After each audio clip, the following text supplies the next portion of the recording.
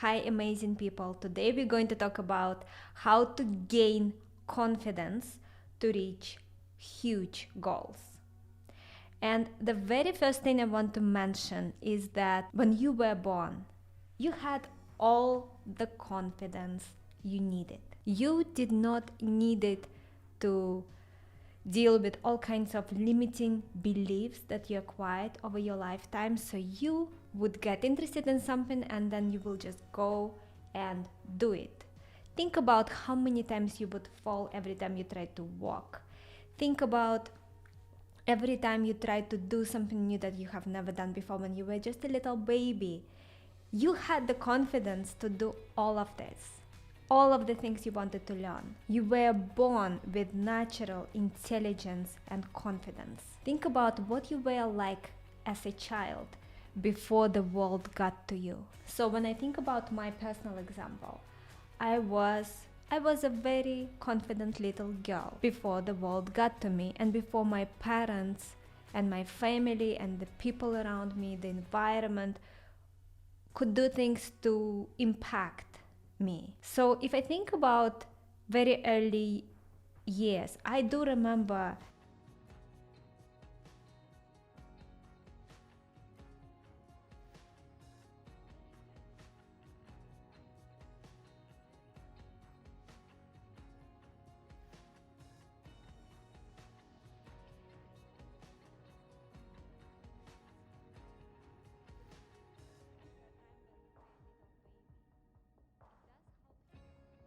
how confident you were when you were born without having to gain confidence, acquire confidence, learn tips and tricks to generate confidence, getting rid of blocks that you accumulated throughout your life. So the very first thing I want to start this video with is you just going back and thinking, trying to remember what are your early memories about yourself and get into that space of you being a baby and think how confident you were. In a way, if you never had confidence, you would not be missing it now. You had it.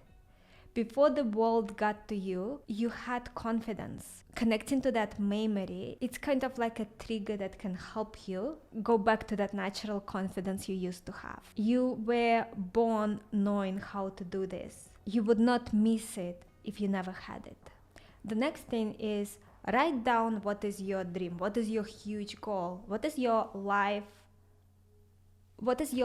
goal, what is that big thing that you want to accomplish in your life. Now that you have written it down, think about what would you write down if nothing was blocking you. It is not a stretch dream, it is your dream. It is your dream. For example, let's suppose that you wrote down that your dream is to write a book. But when I asked you that question, what is your dream if nothing was blocking you? It actually turned out to be to write a series of books that becomes not only New York Times bestseller and all those accolades, but also a favorite book, favorite series, favorite book for millions, hundreds of millions of people. This is very different from just writing a book. What is your dream if nothing was blocking you? Write it down right now. Now that you know what your dream is, what your big goal is, to achieve that, you have to have a willingness to try. If you don't try, nothing will happen. And keep in mind that yes, of course, if you're a beginner, if you never written a book, if you never was a public speaker, you will not be very good most likely at it at the beginning.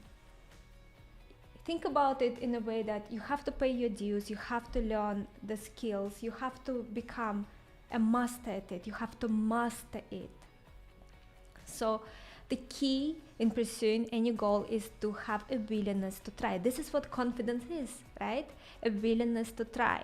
If I think about my life journey, I did not have anything that would give me an advantage. So I did not have any support. I did not have any financial resources.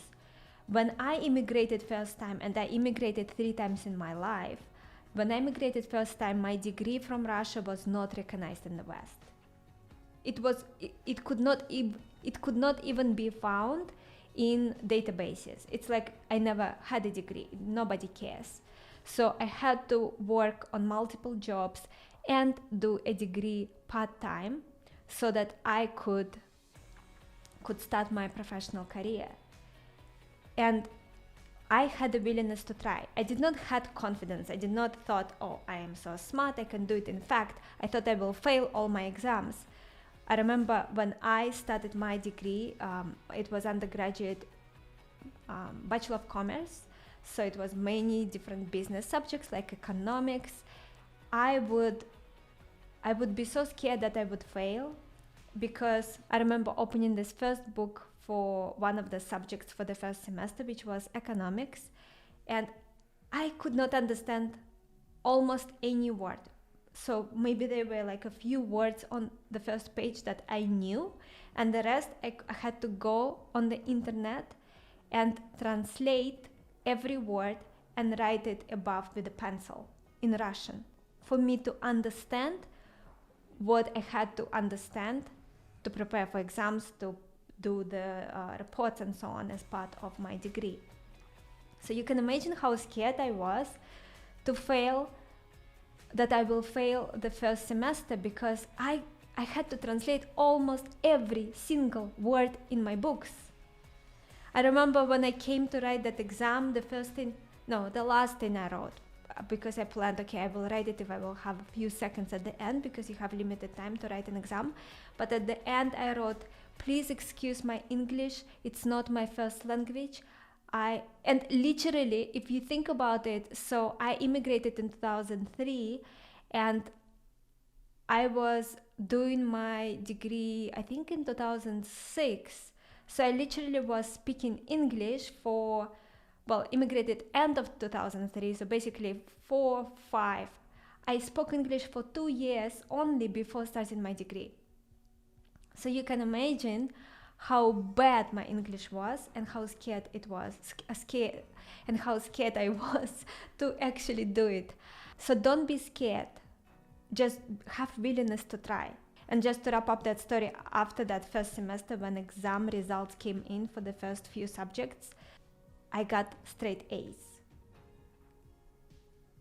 I was willing to try. I was willing to work as hard as it took. And it turned out that me speaking English for 2 years, I was able to do better than other people who spoke English their entire life, that is their home language. It was only because of the willingness to try, because I do not have any special abilities. My memory is much worse than an average person.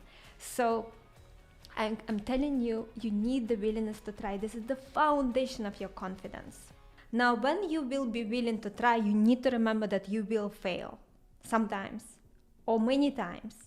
So think about, for example, let's say you want to be a public speaker, but you are terrified to speak in public. Just start looking for opportunities to speak where there are low stakes. So if you fail, it's okay.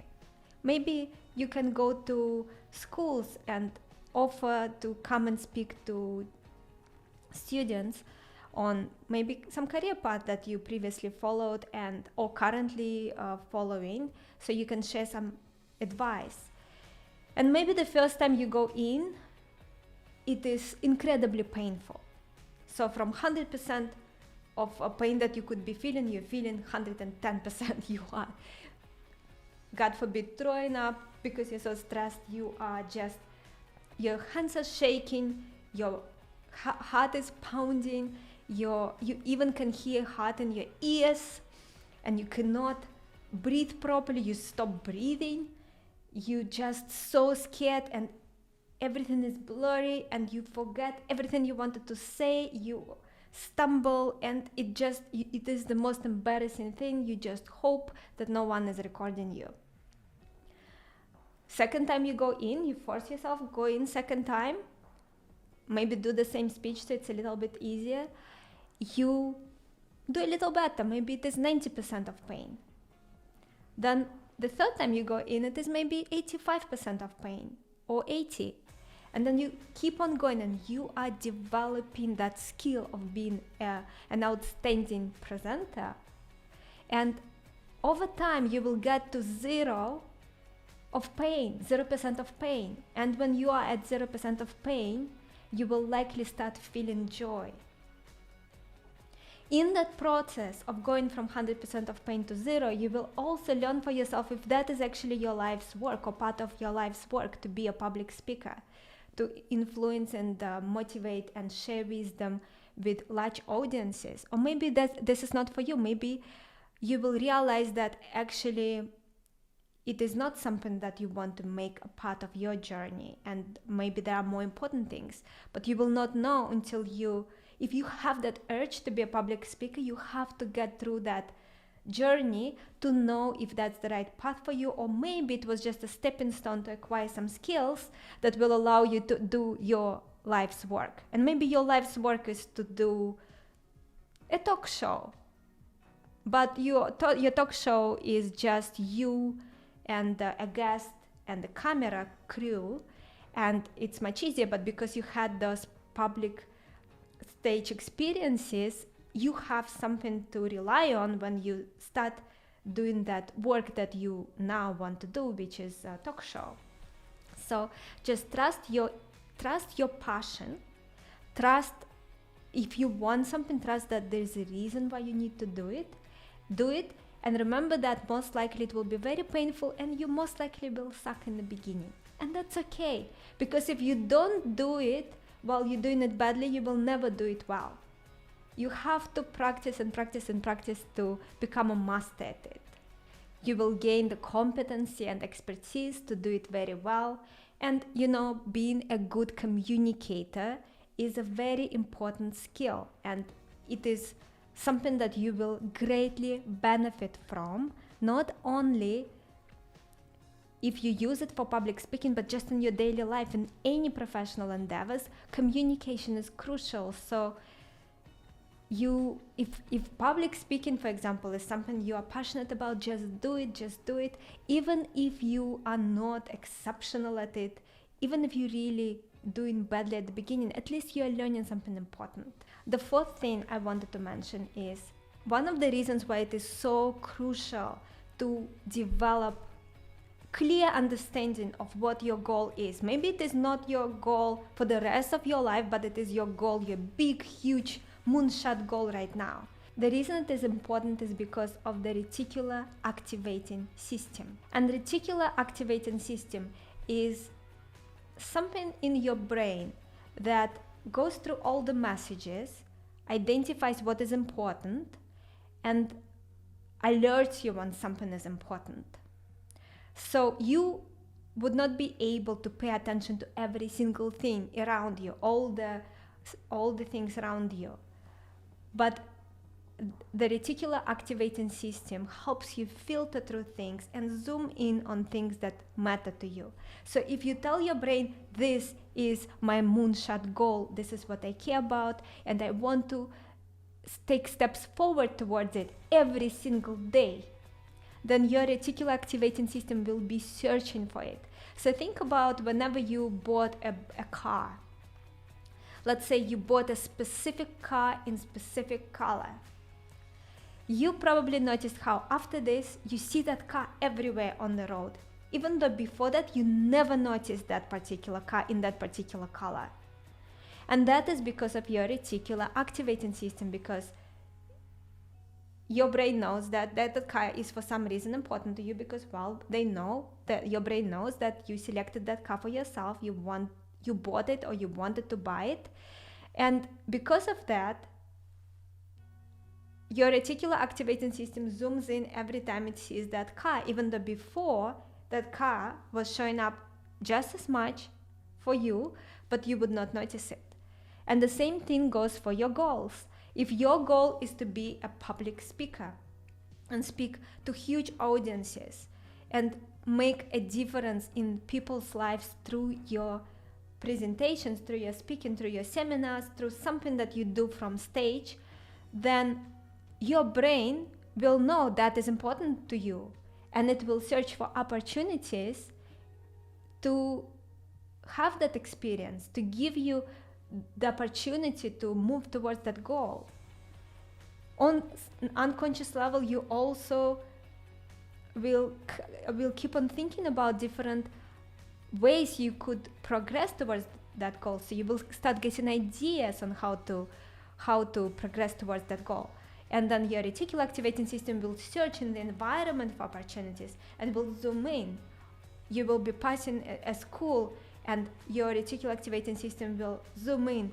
Oh, it's a school, and I know that teacher there. Let me reach out to that teacher and ask them if they need someone to come in and speak about this particular career that I am an expert on. And then because of that thought, you reach out to the teacher, and that is your first speaking gig. And maybe it is free, but you at least gaining experience. And you are going from your 100% pain to 90% of pain to 80% of pain, and you are on your way. Now, as you are taking all these steps, I want you to be a cheerleader, not a critic, because we tend to criticize ourselves a lot. People who are high achievers tend to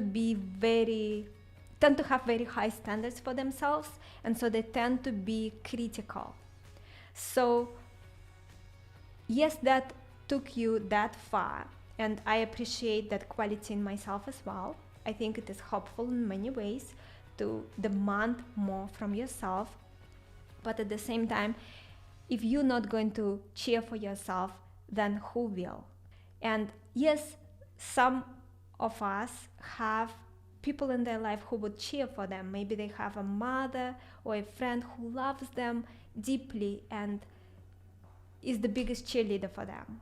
But many of us, including myself, we don't really have somebody who would cheer for us. So we would need to do it for ourselves. And even people who have somebody cheering for them, you still have to be cheerleader for yourself. You have to cheer for yourself, because you cannot expect something from other people if you cannot do it yourself. So you should not be expecting other people to be supporting you if you're not supporting yourself.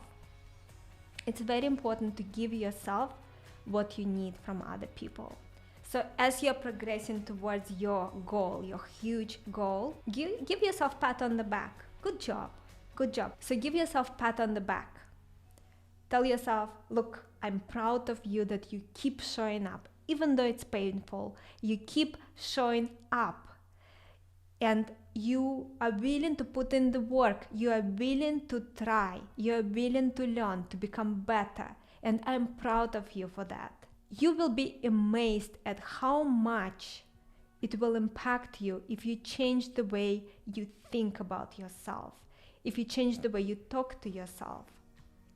So instead of only criticizing and demanding high standards, give yourself a pat on the back, congratulate yourself, be proud of yourself that you did well, you showed up.